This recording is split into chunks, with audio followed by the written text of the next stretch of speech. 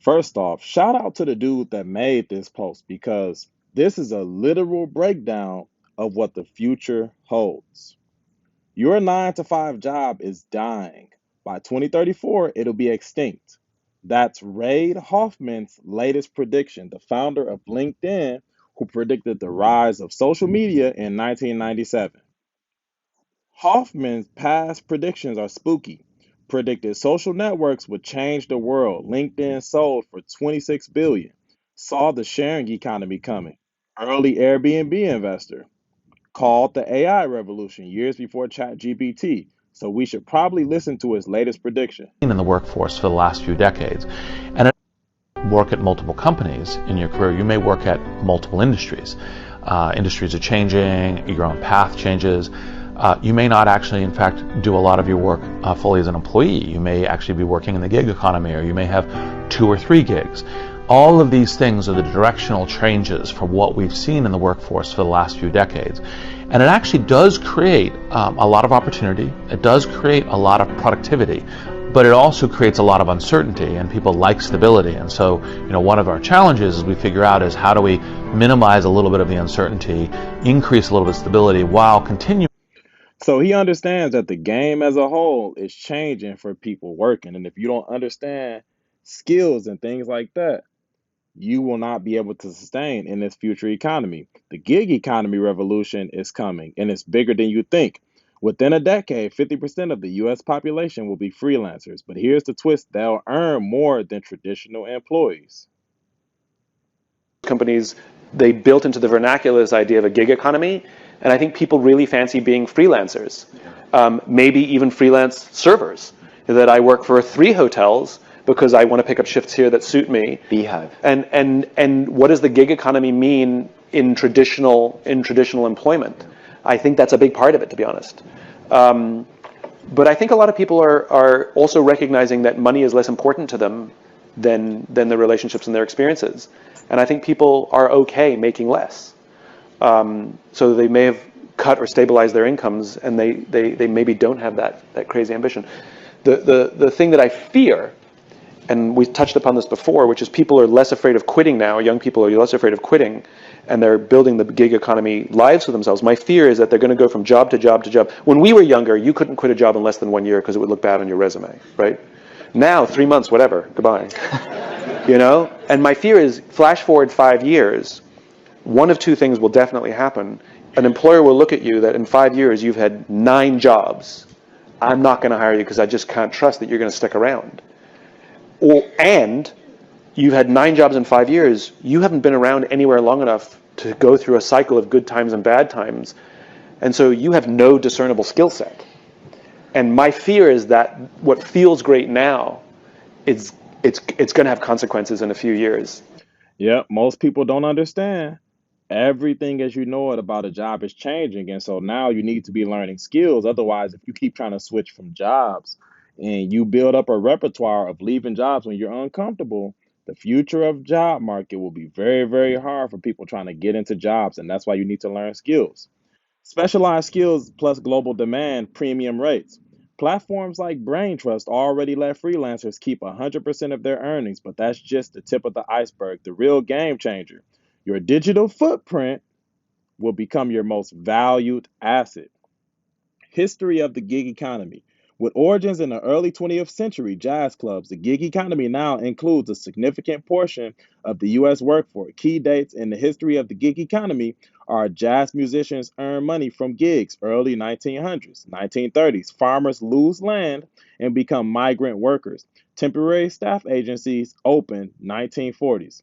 Contractors and temps make up 10% of the workforce, which is a lot more of the workforce because temp agencies are around every corner in a lot of different states and countries. In the 1990s, this was only 10%. Late 1990s, the digital era spawned remote job platforms.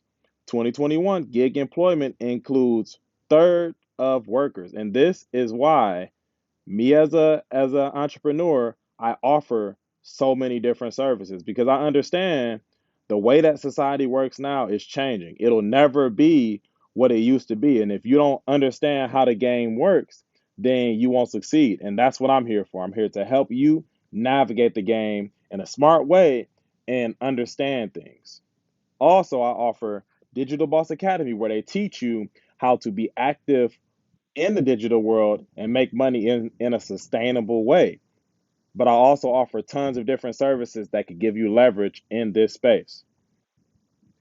They're telling you, forget resumes. Your online portfolio will be your new CV. Companies will hire based on proven work, not degrees or job titles. So, all the people that are going to college right now, it will be it'll suck in the future because it will go off experience instead of them saying that, hey, you're over experienced. That's what's going to matter the most in the future. You understanding things and knowing how to do things.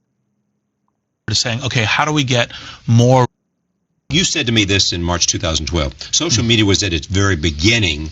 So 2 years later now, where is it? We talked about LinkedIn and we talked about where that is. Is there a general thing you can say about where social media is 2 years after you told me it was in its beginnings? Is it still in its beginning, Yep. or is it in adolescence? I'd say it's still in the first three innings, right? To use a baseball metaphor. So it's, obviously 2 years older, so it's probably not quite yet a teenager. Yeah, right. And so I think the thing is what's happened is now people are pretty used to the fact that there is social media, that most people, that's a way of actually discovering really good information. Like, for example, if something happens right now, people go to Twitter, because the right now is likely to be more reported on Twitter than something else. But I think they're still learning to say, okay, how do we, what do I do? Like, when should I be posting? How should I judge information and expertise? Like, how do I figure out what information to trust, and where does it come from? Like, information reputation. I think there's also still, like, for example, Ev Williams in Medium, went from Twitter to saying, okay, how do we get more really thoughtful long posts? I know. In this. Right. And so he's coming in here to talk about that. I missed him when he was in New York about 2 weeks ago. Yeah, exactly. So there's still a lot going on in terms of how do we evolve this social media ecosystem in a way that it creates much better results for all of us. It's making great progress, but I think. So, as I was saying, you're going to have to know tons of different skills and how to navigate in different ways because things will change. It's about building a personal brand that stands out in a sea of digital noise. But here's the thing, standing out is getting harder every day. Why? Because AI is entering the chat. Everyone's freaking out about AI stealing jobs, but they're missing the bigger picture. For example, lawyers using AI are already 200% more efficient. Instead, they focus on high level strategy and client relationships. AI is changing existing jobs, but it's also creating entirely new ones. Ever heard of an AI ethicist? Well, you're about to. Versus to your own. Let me, Of probably what AI what artificial intelligence does in the hands of human beings, because we know that human beings are capable of doing very extreme things, and so a lot of the ethics work and the steering away from dystopia to utopia is to make sure the right kinds of AIs are built by the right kinds of people that lead to a better kind of global society. And so part of how you identify who are the leaders that you want to back in the creation of technology, whose projects you are going to lend your own network to, your own resources to, your own intelligence to, are the people that have the right program. Because the goal, of course, is not the fastest path to artificial intelligence. The goal is the fastest path to good, helpful artificial intelligence that helps humanity reach its aspirational outcomes. So they're telling you right now that everything is going to be monitored, obviously, but it's going to be a lot of AI in the mix. And so AI at ethicists, I don't know why I struggled with that, tackle questions like, how do we ensure AI decisions are fair and unbiased? What happens when AI makes life or death choices? How do we protect privacy in an AI-driven world? It's tech meets philosophy, but the most valuable skill in the AI age, it's knowing how to leverage AI tools effectively. Why? Because those who master AI collaboration will outperform their peers. It's not about competing with AI, but about becoming an AI enhanced superhuman in your field. Now, let's talk about where you'll be working in 2023. Spoiler alert, it's probably not in a traditional office. The death of the HQ headquarters is coming, and it's happening faster than you think. Office space costs will plummet 40% by 2034. GitLabs, with 1,500 plus employees in 65 plus countries, has no physical office. But here's the real kicker: the future of work isn't just remote, it's hyper local and global simultaneously. Enter the 15-minute city concept. Live, work, and play all within a short walk or bike ride. Welcome to the future, Transport guys. more than 15 minutes away? It sounds like a dream. Professor Carlos Moreno came up with this concept in 2016, and cities like Paris, Rome, Utrecht, Singapore, and Melbourne are already implementing his idea. Carlos Moreno's vision for a 15-minute city is simple. Residents should be able to access all necessary amenities, such as work, education, healthcare, and recreation in less than 15 minutes by walking, cycling, or using other modes of non-motorized transport. In addition to the proximity of basic amenities, various major planning principles need to be applied to create a 15-minute city. For example, residents should be able to move around freely and safely. Streets must be pleasant and easy to use for pedestrians and cyclists, regardless of their individual capabilities, age, or gender. Public participation is crucial to success, fostering acceptance and use. Population and employment density supports the existence of local businesses and service. Proximity to public transport enables residents to reach their destination without having to rely on a car. Residents should also have a diverse range of services in their neighborhoods that meet their everyday needs. These features shouldn't be limited to just one neighborhood, but should be applied in phases throughout the city, starting with street experimentation, so that every resident can reap the benefits. 15-minute cities are a complex and fascinating concept. We've made a free online course on And so this is why they say by 2034, 1 in 3 professionals will have multiple micro businesses. Multiple micro businesses. Multiple micro businesses. And I'll be giving y'all the game, literally. It's you. So before we go there, the passion economy will create unlikely millionaires.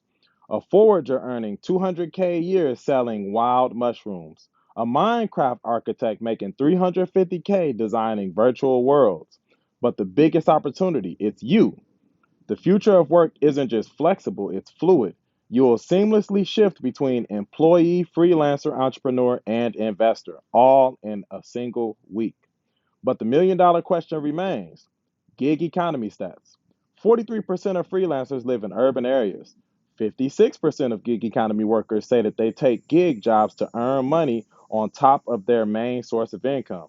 70% of independent contractors said they are working as contractors by choice.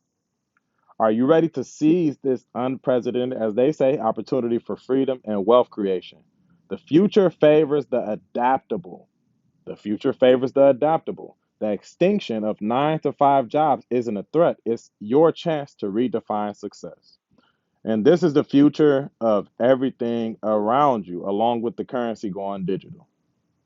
So make sure you check out the services and stuff, because this is going to be very beneficial, especially the Digital Boss Academy.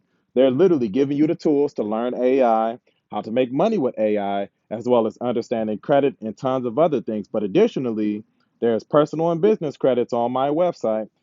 There's also the tool to begin your journey in credit and financial literacy: debt relief, tax debt relief, business debt relief, start your LLC, business funding, business tax planning, mortgage broker, tons and tons of different services to make sure that you are sustainable in the future, because the future is going to depend not on what you knew in the past, but what you choose to understand and learn now. Peace.